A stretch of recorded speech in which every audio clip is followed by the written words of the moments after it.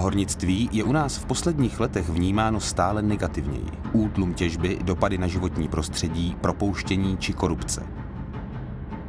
To se spolu se slabou komunikací projevilo i na 30% propadu nových studentů Hornicko-geologické fakulty v minulém roce. HGF ovšem není jen o hornictví. Má obory od geodézie přes ekonomii až po životní prostředí. Jenomže to málo kdo ví. Vytvořili jsme proto náborovou kampaň Budoucnost má hloubku, jejímž jádrem je stejnojmenná microsite. Budoucnost reprezentuje pohled na svět za 50 let, kde mají obory HGF nezastupitelné místo a hloubka představuje cestu z hlubin vesmíru do jádra Země.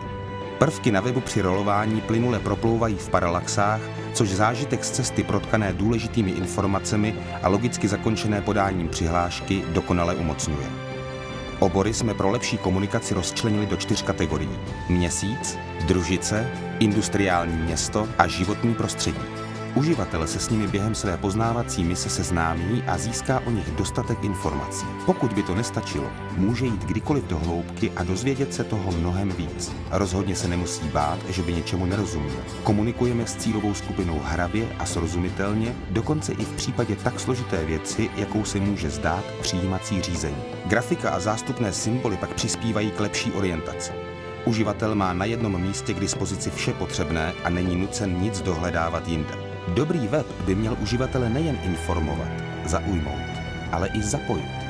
Za tímto účelem se zde nachází různé aktivní prvky. Lákadlem, ale i nedílnou součástí webu jsou pak 2 reklamní spoty. V prvním se z běžně vyhlížejícího horníka vyklube těžař doslova nadpozemský, těžící na měsíci místo na Zemi.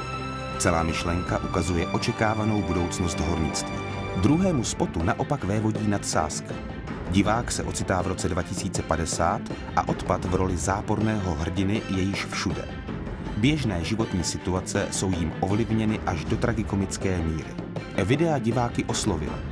Na sociálních sítích nazbírala za 8 týdnů přes 430 000 zhlédnutí.